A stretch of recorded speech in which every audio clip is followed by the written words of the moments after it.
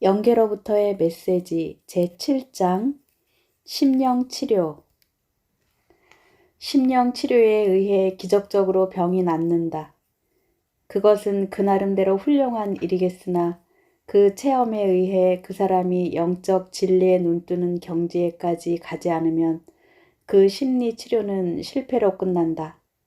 실버버치의 심령치료관을 압축시켜보면 이 말로 요약될 것 같다. 즉, 심령치료도 혼의 개발을 위한 하나의 수단이며 단순히 질병의 치료만으로 끝나는 것이 아니라는 것이다. 여러 가지 경이적 심령 현상 중에서도 특히 심령치료, 즉 기적적 치료의 현상은 역사상 많은 예를 볼 수가 있다. 성서에 나오는 예수의 말 등은 성서라는 세계적 초베스트셀러의 덕으로 너무나도 유명하다. 그러나 실제로는 세계의 어느 곳에서나 일어나고 지금도 매일처럼 일어나고 있다 해도 과언이 아닌 것이 심령 치료 현상이다. 그러나 한 사람의 환자를 말끔히 치료한 심령 치료가 다음 환자도 똑같이 기적적으로 고칠 수 있느냐 하면 반드시 그렇지는 않다. 거기에 왜냐고 하는 의문이 생긴다. 그리고 그 인과관계를 더듬어 보면 실버버치가 가장 힘주어 말하고 있는 인과율의 문제에 종착한다. 인과율은 당연히 이것 또한 실버버치가 강조하는 고난의 의의와 밀접하게 이어져 있고 그것은 결국 인생 그 자체라고 할 수 있다. 실버버치가 심령치료를 다른 현상 이상으로 중요시하는 것은 그것이 인생 그 자체의 의의와 공통된 요소를 지니고 있기 때문일 것이다. 그럼 실버버치에게 들어본다. 인간에게는 다만 질병을 고치는 것이 아니고 혼의 심금을 울릴 때야말로 영적 진리에 눈뜨게 하는 위대한 영역이 묻고 있다. 나는 지금부터 이 영역에 대해 말한다. 당신들이 꼭 이해해 주길 바란다. 심령치료도 거기에 본래의 존재의 이유가 있기 때문이다. 심령치료에 의해 기적적으로 질병이 낫는다. 그것은 그 나름대로 훌륭한 일이겠으나 그 체험에 의해 그 사람이 영적 진리에 눈뜰 때까지 가지 않는다면 그 심령치료는 실패로 끝난 것이 된다. 혼의 심금을 울릴 때야말로 참으로 성공했다고 할 수 있다. 왜냐하면 그 체험에 의해 혼의 깊은 곳에 있는 신의 불꽃이 고무되어 빛을 발하고 위력을 더하게 되기 때문이다. 심령치료의 배후에는 반드시 그러한 목적이 있는 것이다. 치료가는 그러한 신의 계획의 일부를 맡고 이 세상에 태어난 것이다. 말하자면 이 세상에 있으면서 자신이 누구인가를 모르고 왜 태어난 것인가를 깨닫지 못하고 따라서 죽을 때까지 무엇을 해야 하는가를 모르는 채 우왕좌왕하는 신의 자식들에게 영적 진리와 영혼의 실제를 깨닫게 해주기 위해 그 치료 능력을 부여받고 태어난 것이다. 이것만큼 중요한 일은 없다. 그 치유력으로 단 한 사람이라도 혼을 눈뜨게 할 수가 있다면 그것만으로도 이 세상에 태어난 의미를 찾을 수 있는 것이다. 단 한 사람이라도 좋다. 그것만으로도 이 세상에 있어서의 존재 가치를 느낄 수 있는 것이다. 최근 이 방면의 일이 성해져서 영역에 대한 일반의 관심이 점점 커지고 있다는 것을 나는 대단히 반갑게 생각하고 있다.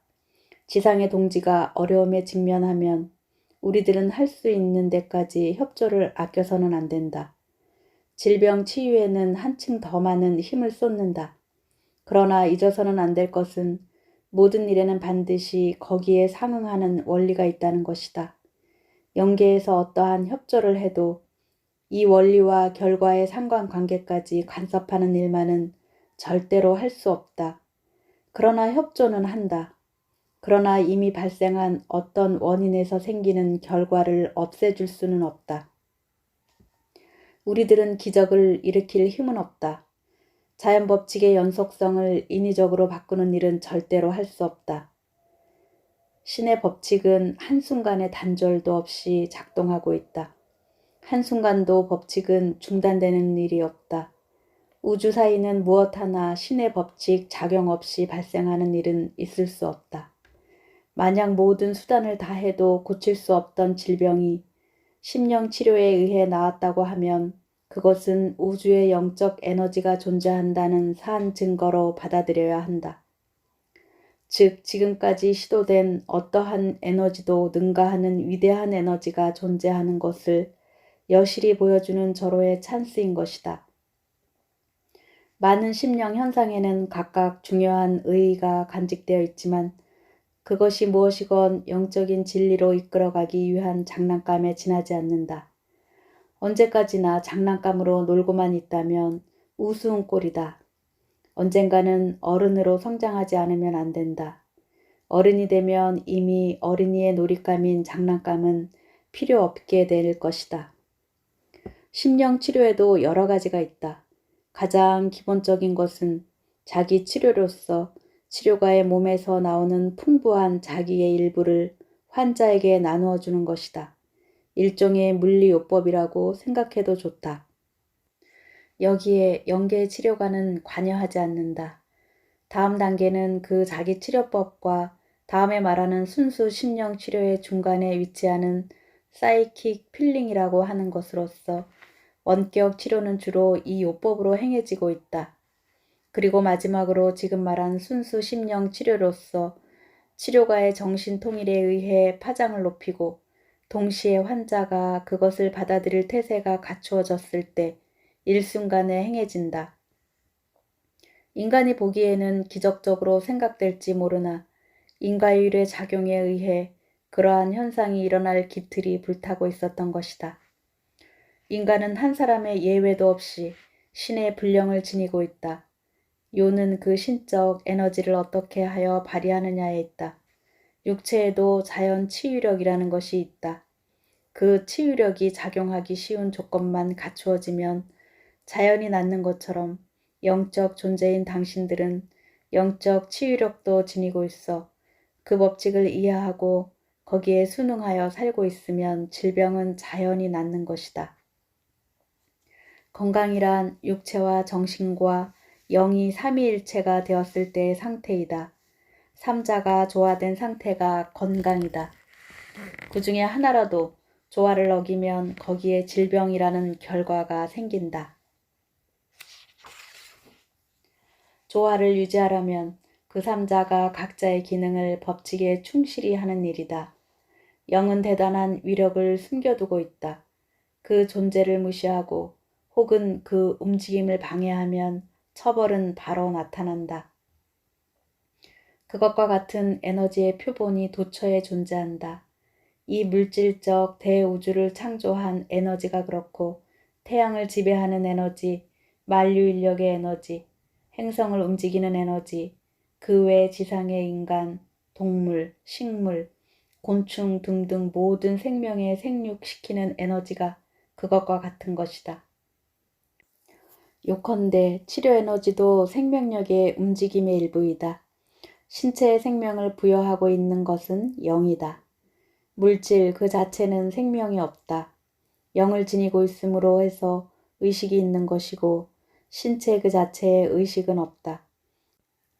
당신들을 지금 그렇게 살아가게 하고 있는 생명의 원리와 같은 것이 번민하는 자, 병자, 고통받는 자를 구원하는 것이다.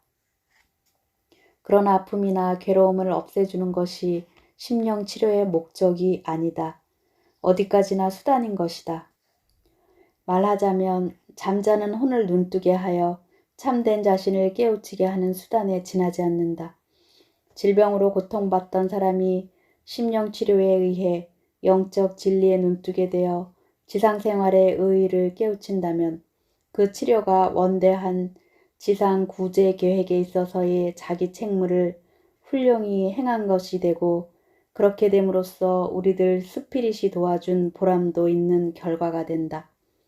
신체의 질병이 치유되는 것보다도 그 치유가 계기가 되어 참다운 자아애로 눈뜨는 쪽이 훨씬 귀중한 것이다. 그것이 진정한 목적인 것이다. 거기까지 가지 못한 심령치료는 비록 질병은 고쳤다 해도 성공했다고 말할 수 없다. 이러한 심령치료의 진정한 의의가 이해되기에는 길고 긴 세월이 필요하다. 심령치료뿐 아니라 영계의 힘을 지상에 뿌리내리게 하려면 많은 인간을 단번에 움직이려 해서는 안 된다. 한 사람의 인간, 한 사람의 어린이, 이런 식으로 한 번에 한 사람씩 끈기 있게 눈뜨게 하고 그것을 영적 교두보로 하여 착실히 다져갈 수밖에 없다. 왜냐하면 진리에 눈뜬다는 것은 그 계기가 심령치료이건 교령회이건 혹은 물리 실험회가 되었건 본인의 영적 성장도가 그 진리를 받아들이는 단계까지 진화하고 있는 것이 대전제이기 때문이다. 혼이 그 준비가 되어 있지 않을 때는 심령치료도 효과를 거두지 못한다. 아무리 뛰어난 심령치료가라 해도 고치지 못하는 질병이 있는 것은 그 때문이다. 따라서 실패했다고 해서 심령치료를 비판하는 것은 잘못이다. 환자의 혼이 아직 고난에 의한 정화를 충분히 못 받고 있다는 것이다. 모두 자연법칙이 지배하고 있다. 계책 따윈 있을 수 없다. 어떠한 심령치료로도 그 법칙의 작동을 마음대로 바꿀 힘은 없다. 물론 고난이 인생의 모두는 아니다. 불과 그 일부에 지나지 않는다. 그러나 고난이 없는 인생 또한 생각할 수 없다. 그것이 진화의 절대적 조건이기 때문이다. 지상은 완성된 세계는 아니다. 당신들의 신체도 완벽하지는 못한다. 그러나 완벽해질 가능성을 지니고 있다. 인생의 목적은 그 가능성을 찾아내어 한 걸음 한 걸음 혼의 아버지인 신을 향해 진보해 가는 데에 있다. 그 진화의 커다란 기구 속에 정도와 질을 달리한 무한한 에너지가 움직이고 있고 복잡하게 엉켜져 있다. 절대로 하나의 길로 가는 단순한 것은 아니다. 그러나 생명은 항상 움직이고 있다. 곡선을 그리면서 시시각각으로 진화하고 있다. 그 커다란 기구의 움직임을 불과 일부분이라도 알기 위해서는 인생의 참된 목적을 깨우치지 않으면 안 된다. 고통에는 고통의 의미가 있고 슬픔에는 슬픔의 의미가 있다. 암흑이 있음으로 해서 빛의 존재가 있는 것과 같다. 그 고통이나 슬픔을 체험하는 것에 의해 참된 자아가 눈뜨게 된다. 그때야말로 신이 의도한 훌륭한 영적 모험의 시작이기도 하다.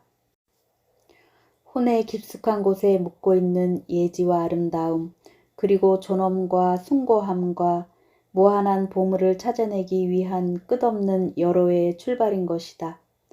지상생활은 그 인생 여로의 하나인 정거장으로서 의미가 있는 것이다. 그런데 현실은 어떠한가? 유물주의가 성행하고 이기주의가 지배하며 탐욕이 파렴치함을 횡행케 하고 다른 사람에 대한 마음가짐이나 협조심, 향상심은 찾아볼 수 없다. 의학의 세계도 다를 게 없다. 인간들이 자기들의 건강을 위해 다른 생명을 희생시킨다는 것은 신의 계획 중에 들어있지 않다. 모든 질병에는 그 나름대로의 자연 치유법이 마련되어 있다. 그것을 구하려 하지 않고 동물 실험에 의해 치료법을 찾아보아도 절대로 건강이나 행복을 찾지 못한다. 참된 건강이란 정신과 육체와 영이 삼위일체가 되어 조화 있게 움직이고 있는 상태이다. 그것을 연약한 동물을 괴롭혀 그 체내에서 추출된 어떤 물질에 의해 얻으려고 하는 것은 잘못이다. 신은 그와 같은 계획은 하고 있지 않다. 신은 인간이 자연법칙과 조화하면서 살아가는 가운데 건강이 유지될 수 있도록 의도하고 있다. 만약 인간이 진실로 자연에 살 수 있다면 모두가 노쇠에 의한 죽음뿐이고 질병으로 죽는 일은 없다. 육체에 어떤 이상이 생긴다는 것은 아직 정신이나 혼이 본래의 모습이 되어 있지 않다는 것을 말한다. 만약 혼과 정신이 건전하다면 육체도 건전하다. 정신과 영에 생긴 일이 모두 육체에 반영된다. 그것을 의학에서는 심신상관의학이라고 부른다고 들었으나 명칭이야 어찌되었건 중요한 것은 영혼의 진리이다. 혼이 건전하면 신체도 건전하고 혼이 병들면 신체도 병든다. 심령치료는 육체의 그것이 아니고 병든 혼을 치유하는 것이 최대의 목적이다. 이상이 심령치료에 관한 실버버치의 기본적 개념이다. 심령치료의 가치와 필요성을 이렇게도 강조하는 스피릿을 나는 달리 알지 못하지만 그 생각의 엄격함이 또한 각별하다. 그러나 기본 개념으로서는 그것이 진실이고 이상적일 것이라고 생각한다. 그러한 이상의 한 걸음이라도 접근하려는 데에 치료가로서 노력할 여지가 있다고 말할 수 있는 것이 아니겠는가. 뒤에 세계적 심령치료가인 해리 에드워즈 씨 및 그 조수들과의 일문일답을 소개할 테이지만 그 전에 심령치료에 관해 반드시 나오는 의문, 즉 일본의 치료가는 우선 첫째로 재령이라든가 공양부터 시작하고 있지만 서양에서는 전적이라고 할 만큼 그런 말을 들을 수 없다는 것은 왜 그럴까 하는 점에 대해 사견을 말해보고 싶다. 거기에는 나의 스승인 마베 아즈노리 씨의 치료법을 소개하는 것이 가장 적절할 것 같다. 마베 씨는 본래는 심령 치료가로 나는 측근의 한 사람으로 그 치료 과정을 상세히 관찰하여 왔다. 그런데 재령과 공량에 중점을 두고 있었다. 구체적으로 설명하면 우선 환자를 엎드려 눕게 했다. 그리고 그 등에 손을 놓으면 그 손이 신체의 나쁜 곳으로 자연히 움직여간다. 그 요령으로 30분 정도 시료를 한 다음에 환자를 정좌시켜 등 뒤에서 영시한다. 그러면 질병에 달라붙은 영, 말하자면 인연영이 나타난다. 이것은 마베 씨의 배후령이 데리고 오는 것으로 생각되지만 영시가 끝나면 환자에게 그 영의 모습을 설명하고 그 이름 또는 계명을 묻는다. 그것을 2장의 종이에 적고 그중 한 장을 환자에게 주어서 불단에 차려놓게 해서 사흘 동안 물을 떠놓고 그 물을 청정한 곳에 버리도록 일러준다. 영이 오래되어 이름을 모를 때는 대충 그 나이를 짐작하여 예를 들면 50대 0 이런 식으로 말한다. 주로 일본의 간사이 주곡구 지방을 돌았기 때문에 자택에 돌아왔을 때는 종이 쪽지도 상당한 양이 되었다고 여겨지지만 그것을 신 앞에 차려놓고 기도하고 영 한 사람 한 사람을 불러내어 사후의 세계가 존재함을 가르쳐주고 향상과 진화의 필요성을 설명한다. 그리고 나서 지도령이 말하는 것에 따르도록 말해준다. 물론 배후령의 움직임도 부지런히 작용했었으리라 짐작이 간다. 그럼 이것으로 만사 형통이냐 하면 반드시 그런 것도 아니다. 예를 들면 나의 가족인 경우는 흔히 조부가 나타났다. 그때마다 이야기를 듣고 그때는 일단 납득하지만 다시 나타나서는 갖가지 불꽃을 일으킨다. 달리 무슨 원한이 있어서가 아니지만 만년의 정신의 이상이 왔고 불행한 죽음을 맞이한 사람이었기 때문에 그 사람이 어슬렁거리는 것만으로도 좋지 않은 영향을 인간에게 주게 된다. 바하바넬 씨의 저서 이것이 심령의 세계다에 영의 초상화를 전문으로 그리고 있는 후랑크 러이어라는 사람의 이야기가 상세히 기술되어 있는데 거기에서 바하바넬 씨는 죽은 자를 그릴 때는 왠지 그 사람이 죽을 때 말하자면 지상 최후의 분위기가 재현되어 라이어 씨도 실컷 좋건 그 속으로 말려든다. 그런 점에서 러이어 씨 자신도 자기가 그린 초상화의 장수만큼 죽음을 체험한 것이 된다라고 말한다. 다시 다른 주제에서는 이런 유의 일로 어려운 것은 그 스피릿의 죽음의 자리에서의 고통이라는 지상 생활에서의 마지막 상태를 영능자 자신도 체험해야 한다는 것을 말해준다. 왜 그러한지는 충분한 해명이 없지만 아마도 어떤 자력의 작용 때문인 것으로 생각되나 스피릿이 처음 지상에 돌아왔을 때는 지상을 떠났을 때의 마지막 상태를 재현하게 되는 것이다 라고 말하고 있다. 그런 문제는 재령하면 인연이 끊어지느냐 하는 것인데 지금의 예에서도 알 수 있는 것처럼 영이라는 것은 파장의 원리로 붙기도 하고 떨어지기도 하는 것이며 인간 쪽은 물론이지만 영측에서도 자신이 인간에게 빙의하고 있다는 것을 알아차리지 못하고 있다. 인연이라는 낱말은 본래 인연과라는 말에서 온 것으로 인이 여러 가지의 연을 거쳐 과를 낳는다는 의미라고 한다. 즉 실버버치가 말하는 인과율은 절대적으로 본인 자신의 것이고 그것을 다른 사람이 부담한다던가 끊어버린다던가 하는 것은 있을 수 없다. 그것은 실버버치가 거듭 강조하고 있는 점이지만 그 인과 과의 사이에 여러 가지 연이 들어가서 복잡하게 만들어진다. 질병의 경우에서의 인연이 좋은 예로서 질병에 걸리는 것은 본인에게 요인이 있겠으나 그 질병이 연이 되어 파장이 맞는 영이 빙의하여 고통을 한층 더 강하게 한다고 나는 해석하고 있다. 따라서 그 영을 제거하면 편하게는 된다. 그러나 그것으로 업을 소멸한 것은 아니다. 물론 영이 제거될 때가 업이 소멸될 때와 일치할 수도 있을 수 있다. 이른바 기적적 치유라는 것은 그러한 때에 일어나는 것이라고 생각되지만 재령만 하고 나면 일은 끝났다는 뜻은 아니다. 다음, 서양에서는 잔병에 달라붙은 인연령의 관념은 어떠한지, 그 수는 적으나 그것을 실제로 하고 있는 사람이 있다. 미국의 칼 위크란드라는 사람이 가장 유명하다.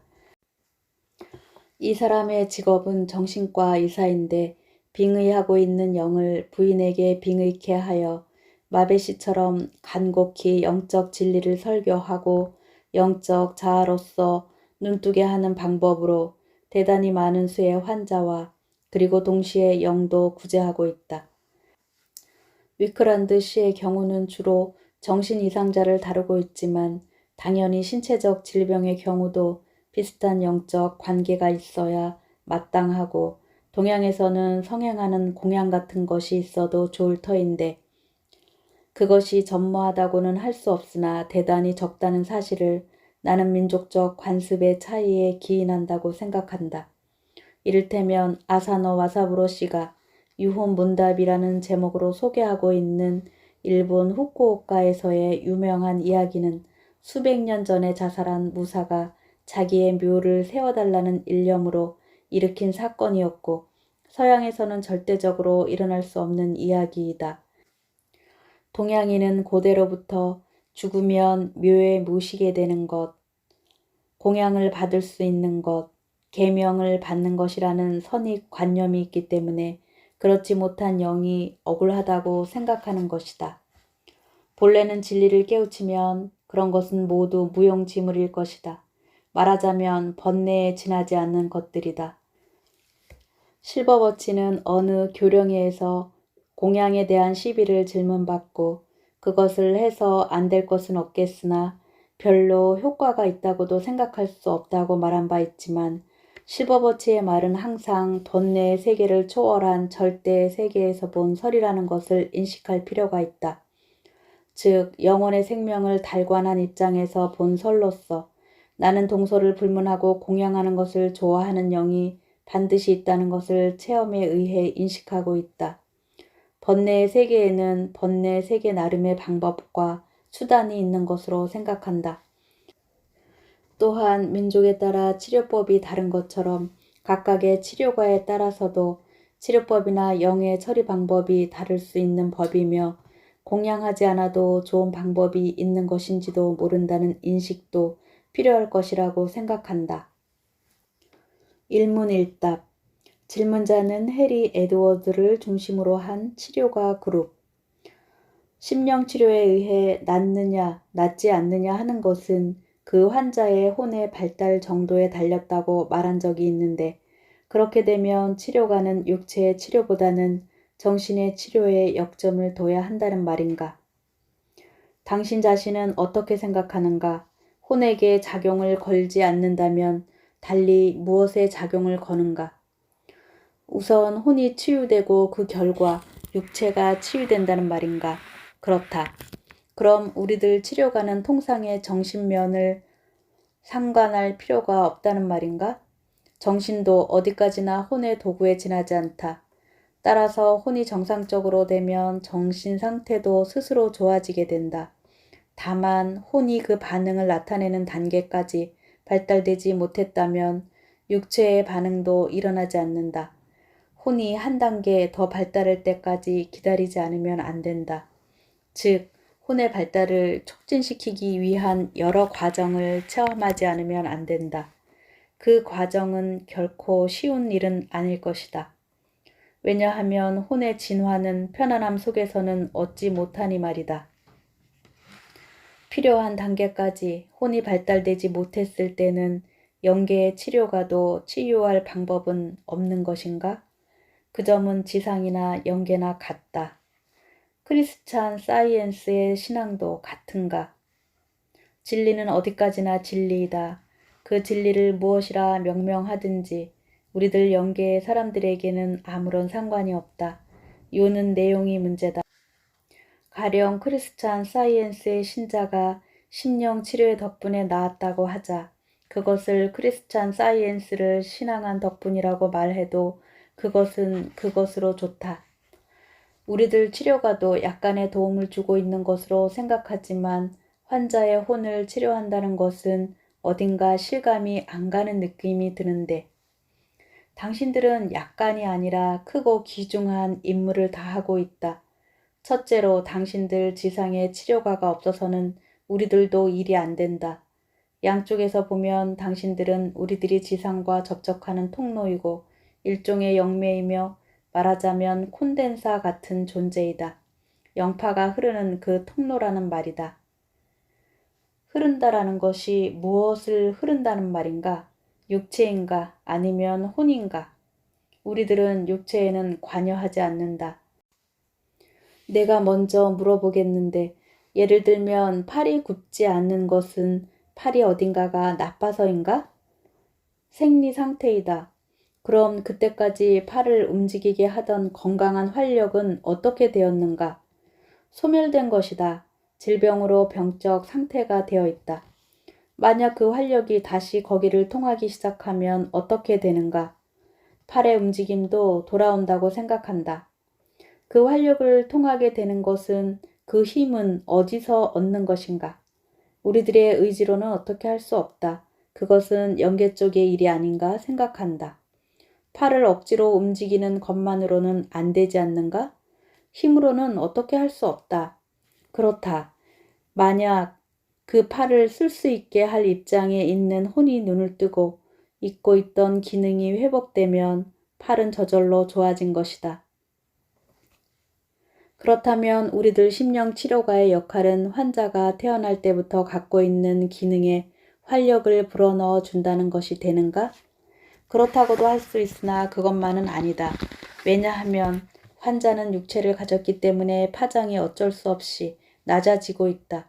그래서 영계로부터의 높은 파장을 갖는 영파를 보내려면 일단 당신들 치료가에게 영파를 보내 거기서 파장을 환자에게 맞는 정도까지 낮출 필요가 생긴다. 당신들을 콘덴사에 비유한 것은 그러한 과정을 거친 영파에 대해 환자의 혼이 잘 반응을 나타내주면 그 치료 효과는 정광석화라고나 할까? 이른바 기적과 같은 일이 일어나지만 앞에서도 말한 것처럼 환자의 혼에 그것을 흡수할 만큼 받아들이는 태세가 갖추어지지 않을 때는 아무 효과도 기대할 수 없다. 결국 낫느냐, 낫지 않느냐를 결정하는 최종적인 조건은 환자 자신에게 있다고 말하게 되는 것이다.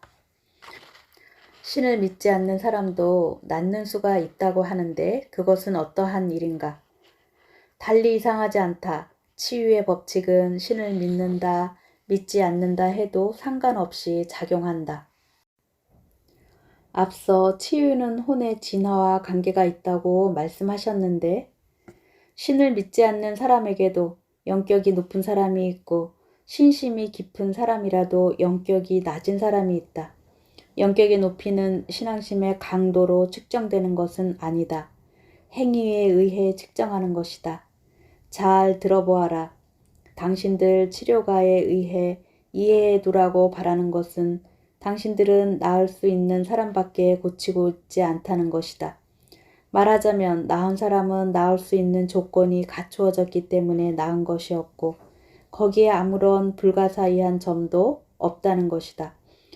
그렇게도 마음씨 좋은 사람이 왜 낫지 않는 것일까 하고 이상히 여겨도 역시 거기에는 그 나름대로의 조건이 있어서의 일이다. 그러나 기뻐하라. 당신들을 위해서 광명으로 인도될 사람은 수없이 많다. 모두를 고칠 수 없을지라도 거기에는 엄연한 법칙이 있어서의 일이니 염려 말아라. 그렇다고 해서 거기에 만족하여 노력함이 없다면 곤란하다. 항상 말하는 대로 신의 의지는 사랑만이 아니고 미움 속에서도 표현되고 있다. 밝은 날만이 신의 날이 아닌 것이다. 태풍이 몰아치는 날에도 신의 법칙은 작동하고 있다. 그와 같이 성공과 실패는 영원한 반려자이므로 실패를 무서워하고 슬퍼해서는 안 된다. 치료에 의한 육체상의 변화는 우리들에게도 잘 알 수 있지만 영적인 변화는 눈으로 확인할 수가 없다. 비록 영인의 영시 능력자를 모아봐도 치료 중의 영적 조작을 전부 볼 수 없다. 그만큼 복잡한 조작이 행해지고 있는 것이다. 육체에는 육체의 법칙이 있고 영체에는 영체의 법칙이 있다. 양자 모두 각각 복잡하기 때문에 그 양자를 잘 조정하는 조작은 더욱 중요하다. 물론 전체의 질서와 조화가 돌고는 있지만 법칙의 뒤에 법칙이 있고 그 뒤에 또 법칙이 있어 말로는 도저히 다 할 수 없다. 육체상의 고통은 혼에게 아무런 영향도 주지 않는다고 말한 것으로 기억하는데 나는 그런 말을 한 기억이 없다.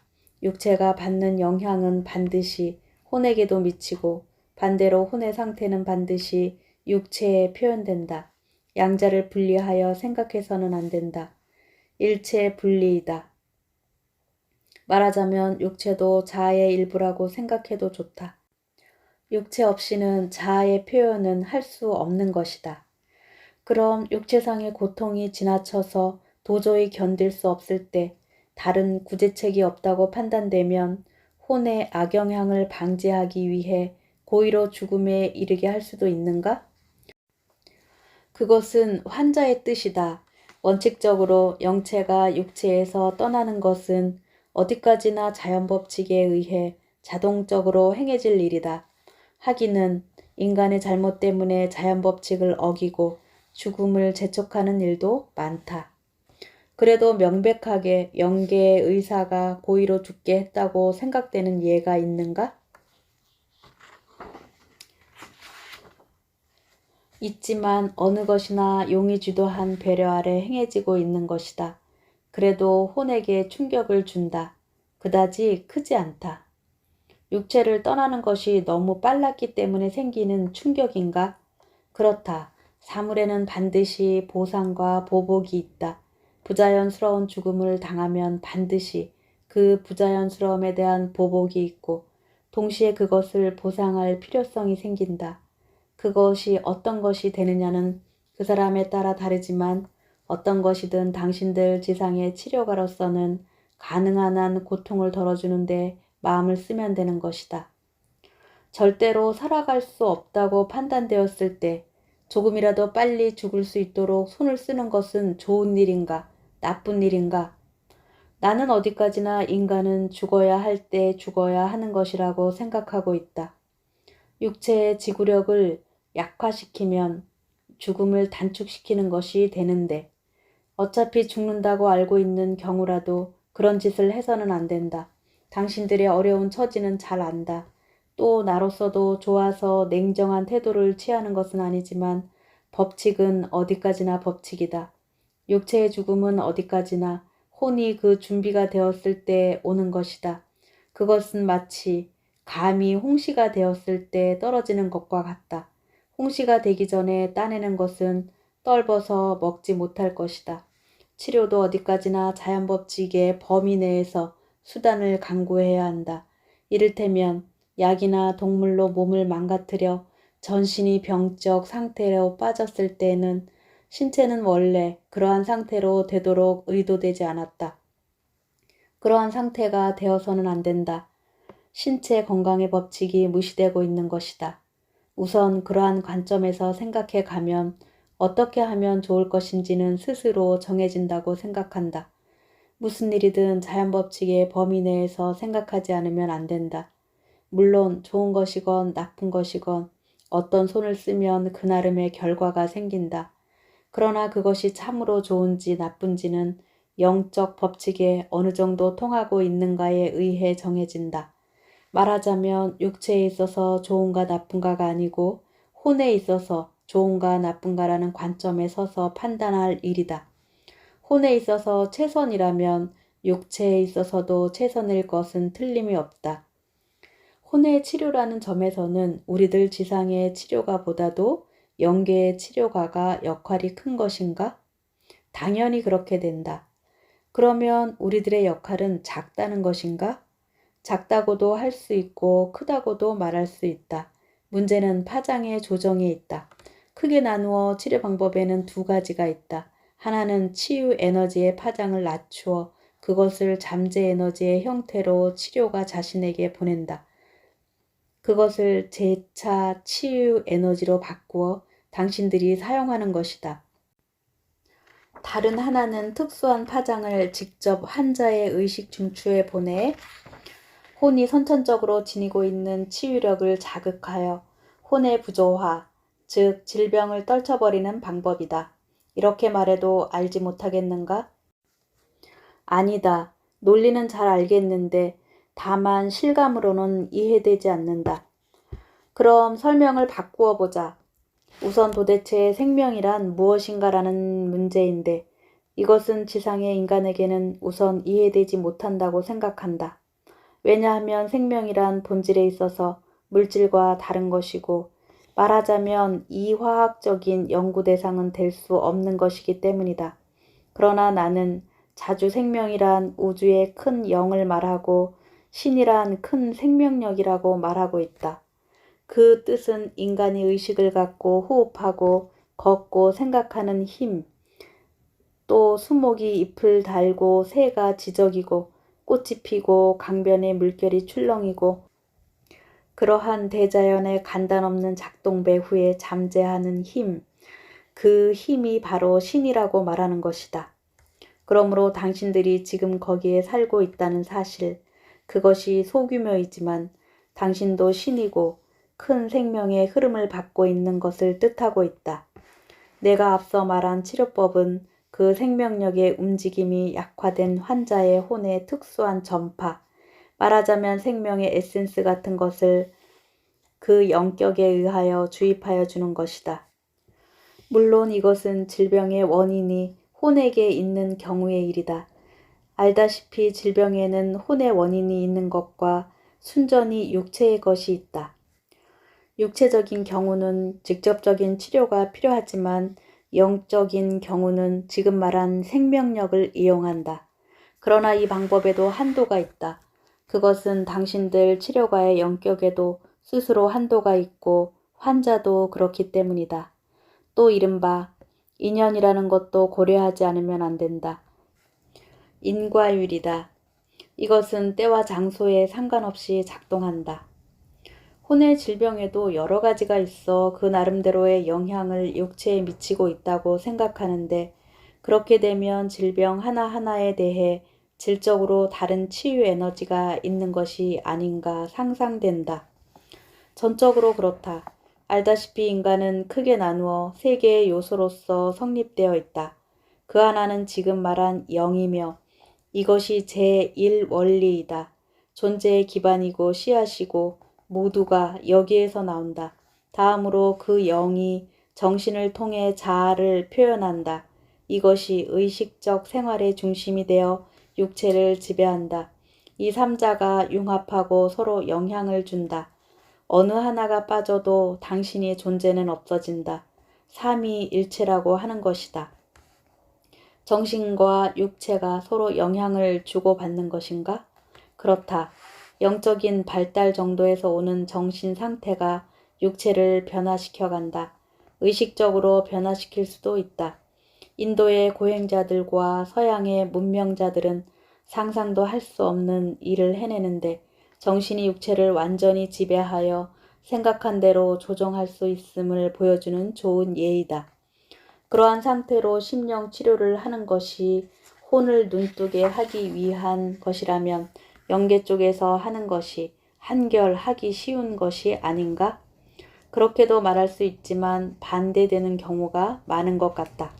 그것은 죽어서 여기에 온 인간까지 자승자박의 영이 되어버리는 사람이 많은 사실에서도 알 수 있듯이 육체를 가진 인간은 웬만큼 발달한 사람이 아닌 이상 대개는 물적인 파장에만 반응을 나타내고 우리들이 보내는 영파에는 전혀 감흥을 하지 않는 것이다. 거기에 당신들 지상의 치료가 필요하게 되는 것이다. 따라서 뛰어난 심령 치료가는 영적 파장이나 물적 파장에도 감응하는 사람이 아니면 안 된다. 심령 치료가 뿐만 아니라 영능자라고 말하는 사람이 항상 마음의 수양을 게을리해서는 안 되는 이유가 여기에 있다. 영적으로 향상되면 그만큼 높은 파장을 받을 수가 있어. 그만큼의 일의 내용이 고상해지는 것이다. 이렇게 법칙이 되어 있는 것이다.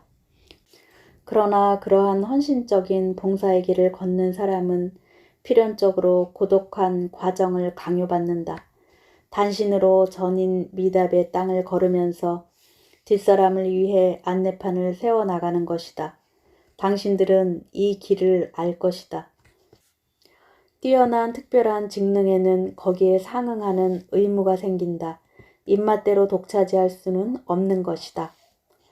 앞서 치유에너지에 대해 설명했을 때 영적인 것이 물적인 것으로 전환된다고 말했는데 이 전환은 어디에서 행해지는가?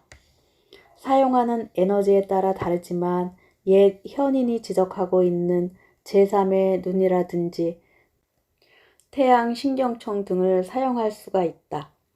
그곳이 영과 정신 그리고 육체의 삼자가 합이라는 곳이다.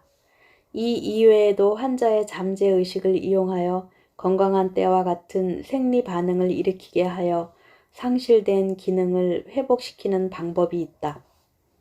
설명한 데까지는 알겠지만 더 구체적으로 어떤 방법으로 언제 어디서 전환되는 것인지 그것을 알고 싶은데 그런 식으로 질문을 받으니 정말 곤란하다. 큰일 났다. 이해될 수 있을 만큼 설명을 아무리 해도 불가능하다. 억지로라도 비유한다면 앞서도 말한 콘덴사와 같은 역할을 하는 것이다. 콘덴사라는 것은 전류의 주파를 바꾸는 장치이지만 대체로 그러한 것이 준비되어 있다고 상상해보라. 눈에 보이면 사라지는 물리적인 심령 현상을 사용하는 일도 있다. 단, 심령 실험에서의 물질화 현상 등에 사용되는 것과는 형체가 다르다. 훨씬 미묘해 눈에 보이지는 않는다. 일종의 중간 물질인가? 그렇다. 스피릿의 여파를 느끼기 쉽고 더욱이 물질계에서도 이용할 수 있는 물질성을 구비한 것이라고 말할 수 있다. 그것과 치료가의 에너지가 결합되어 콘덴사의 역할을 한다. 거기에서 환자의 송과체 내지는 태양 신경청을 통해 체내로 흘러든다. 그 활성화 에너지가 전신을 돈다. 전기적인 따스함을 느끼는 것은 그때이다. 유념할 것은 어쨌든 우리들이 하는 치료 방법에는 정해진 것이 없다는 것이다. 환자에 따라 모두 치료법이 다르다. 또 영계에서 잇따라 새 의학자가 협력차 찾아온다. 그리고 새로운 환자는 새 실험대로서에 임하고 어떤 방사선을 쓰면 어떤 반응이 나타날지 그 결과를 상세히 검토한다. 좀처럼 차도가 없던 환자가 갑자기 좋아지기 시작하는 따위는 그러한 영의 연구 성과가 나타나는 것이다. 또 치료가에게 치료를 받지 않던 사이에 나아버리는 일이 있는 것도 같은 이유이다. 실질적인 치료는 당신들이 직접 환자와 접촉하기 전에 이미 영계 쪽에서 그 대부분이 고쳐졌다고 생각해도 상관없다. 그렇다면 한쪽에서의 원격 치료를 받으면서 또 한쪽에서는 다른 치료가를 찾는다는 태도는 치료를 방해하는 것인가? 결과를 보고 판단하실 일이다. 나으면 그것으로 좋다. 왜 그것으로 좋은 것인지 까닭을 몰라 우리 인간은 납득할 수가 없는데, 경우에 따라서는 그렇게 하면 곤란한 일도 있지만 전혀 지장을 받지 않을 때도 있다. 환자에 따라 각각 사정이 다르기 때문에 일괄해서 말할 수는 없다. 당신도 환자를 한번 보고 이것은 내가 고칠 수 있다고 말할 수는 없을 것이다. 고칠 수 있는지 없는지는 환자와 치료가의 영격에 의해 결정되는 것이다. 당신에게는 80%밖에 고칠 수 없는 환자도 다른 치료가에게 치료를 받으면 호전될지도 모른다. 조건이 다르기 때문이다. 그 배후, 즉 영계 쪽의 복잡한 사정을 알면 알수록 이러쿵저러쿵 단정적인 말은 못 쓰게 된다. 신의 법칙에는 무한한 깊이가 있다. 당신들 인간으로서는 정당한 동기와 봉사정신에 따라 애정 있는 치료를 다하면 좋은 것이다. 다음은 침착하게 기다려야 한다. 세세한 부분은 그만하고 우리들이 알고 싶은 것은 영계의 의사는 필요하다면 어느 치료가에게도 원조의 손을 내밀어 주느냐 하는 점이다. 영격이 높은 것을 나타내는 증명은 사람을 차별하지 않는다는 것이다. 우리들은 필요하다면 어느 곳이라도 간다. 이것이 고급 신령계의 철칙이다. 당신들도 절대적으로 환자를 거절해서는 안 된다. 당신들은 이미 정신적으로나 영적으로도 훌륭한 성과를 올리고 있다. 인간적인 눈으로 판단해서는 안 된다. 당신들은 사물의 뒷면을 보는 눈이 없다. 따라서 자기가 행한 일이 어떤 영향을 미치고 있는지를 모르고 있는 것이다. 복수의 인간이 모여서 한 사람의 환자를 위해 기도하는 방법을 취하는 사람이 있는데 효과가 있는가? 이 문제도 기도의 동기와 기도하는 사람의 영격에 있다. 알다시피 우주는 구석구석에 법칙에 의해 지배되고 우연이나 기적이라는 것은 절대로 일어나지 않는다. 만약에 그 기도가 이기심에서 나온 것이라면 그것은 그대로 그 사람의 영격을 나타내는 것이며 그러한 기도로 질병이 낫지 않는 것은 말할 필요가 없다. 그러나 자기를 잊고 오직 구해주고 싶다는 진정에서 나온 것이라면 그것은 그 사람의 영격이 높은 것을 의미하고 그 정도의 사람의 기도에는 스스로 영역도 갖추어져 있기 때문에 고급 신령계에서도 다할 것이고 자동적으로 치유 효과가 생길 것이다. 요컨대 기도하는 사람의 영격에 의해 결정된다. 기도는 그 아비의 그 자식이라는 격인가? 그런 격이다. 대승정의 거창한 기도보다도 소박한 인간의 소박한 기도가 효과가 있다는 말인가? 대승정이니까 혹은 대주교이기 때문에 기도의 효과가 크다고 생각하는 것은 잘못이다. 중요한 것은 기도하는 사람의 영격이다. 아무리 거창한 승의를 걸치고 있어도 그 대승정이 맥이 통하지 않는 교의에 굳어버린 인간이라면 아무 효과도 없을 것이다. 또 나쁜 것은 진단으로 행하는 형식적인 기도이다. 무척 힘이 있는 듯하나 생각 밖으로 효과는 적다. 요컨대 신은 권위나 숫자로 속일 수 없다는 뜻이다. 기도란 본래 자기의 파장을 보통 이상으로 높이기 위한 영적 행위이다. 파장이 높아지면 그만큼 고급인 영과의 접촉이 생겨 필요한 원조가 주어진다는 것이다. 어디까지나 필요한 원조뿐이다. 아무리 부탁해봐도 필요 없는 것과 협조해 줄 수는 없는 것이다. 그 판단은 법칙에 의해 한치의 착오도 없이 계산된다. 법칙을 속일 수는 없다. 신에게 정상 참작을 부탁해도 소용이 없다. 인간은 자기 자신도 속일 수 없다.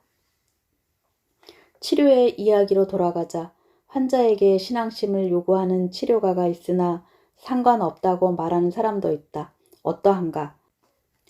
심령치료뿐 아니라 영적인 것에 관해서는 깊이에는 깊이가 있는 것이므로 일괄적으로 예스 또는 노라고 말할 수 없는 것뿐이다. 신앙심을 가진 사람이 쉽게 낫는 경우가 확실히 있다. 그 신앙심이 혼에게 자극을 주는 것이다. 그러나 어디까지나 자연법칙의 지식의 바탕은 신앙심으로 어떤 기적이라도 바라는 맹목적인 신앙으로는 소용이 없다. 반대로 한 줌의 신앙심이 없어도 혼이 나을 수 있는 단계까지 도달하고 있으면 반드시 낫는다.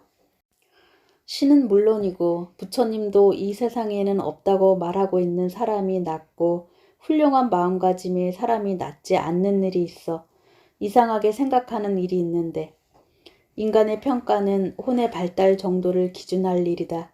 당신들의 관찰은 표면적이고 내면적 관찰이 결여되어 있다. 혼 그것을 볼 수 없기 때문에 그 사람이 그때까지 어떤 일을 해왔는지 판단할 수 없다. 치료 결과를 좌우하는 것은 어디까지나 혼이다. 알다시피 나도 몇천 년인가 전에 지상에서 얼마 동안의 인간 생활을 보낸 일이 있다. 그리고 사후에 여기에서 그보다 훨씬 긴 영계 생활을 보내고 있지만 그동안 내가 무엇보다도 강하게 느끼고 있는 것은 대자연의 섭리이다. 정확하게 비길 바 없는 알면 알수록 그 정확함 그리고 그 용의주도함의 놀라움과 감탄하는 생각을 더할 뿐이다. 한치의 오차도 불공평함도 없다. 인간을 비롯한 우주의 각 생명은 각자 있어야 할 위치에 자리 잡고 있다는 점이다. 어떤 일에도 두려워하지 않고 오로지 마음의 기쁨을 간직하고 봉사의 정신으로 생활하라. 그리고 뒷일은 신에게 맡기시오. 그 앞의 일은 인간의 영역이 아니다. 당신들은 결코 우리들 스피릿을 도구에 지나지 않는다. 그리고 우리들도 더 높은 신령계의 스피릿의 도구에 지나지 않는다. 좋게 획책해 주고 있다고 믿는 것. 그것이 무엇보다 중요하다.